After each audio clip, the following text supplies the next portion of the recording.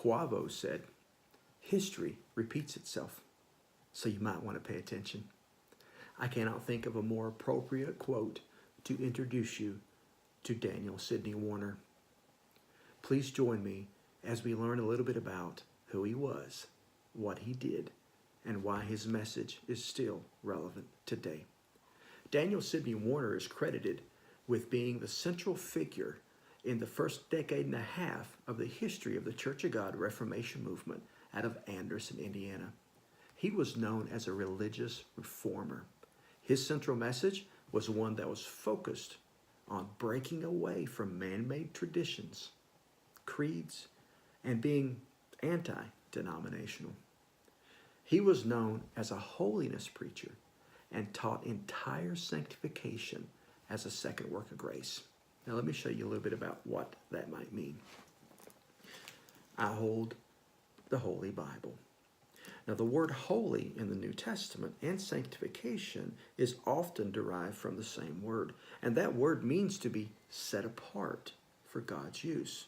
So when you look at this, we can say that this book is set apart for God's use, or these scriptures are set apart for God's use.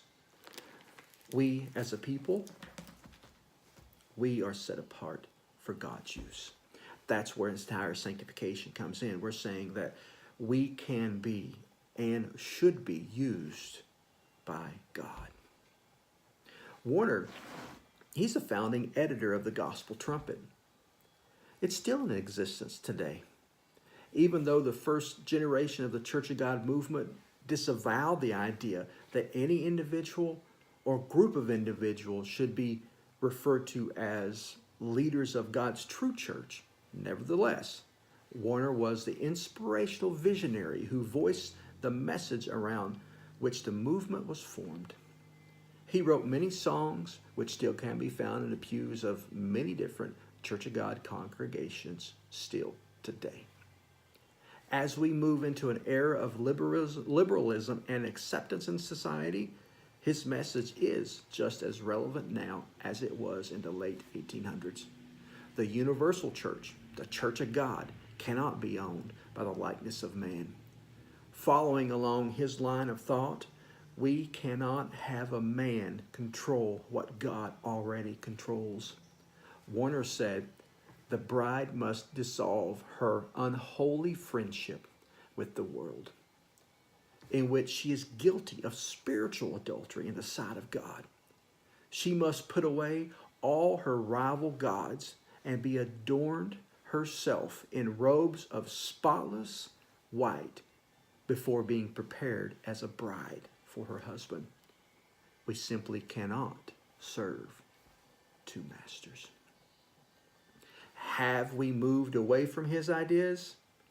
Some would say the Universal Church of God has never moved away from its original intent.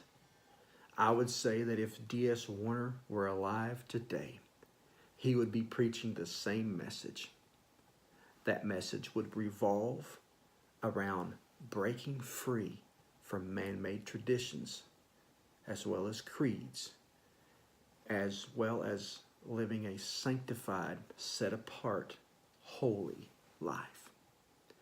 I hope you now see the importance of paying attention to where we came from, so we never forget why we are on the path that we are on. D.S. Warner realized it's God's church. We are set apart for Christ. Man-made organizations can be a distraction to our mission. Never before have we had such a great opportunity. We can show the world what the Church of God truly is. May we be set apart for God's use and never forget Warner's message of holiness, unity, and purity. Thank you.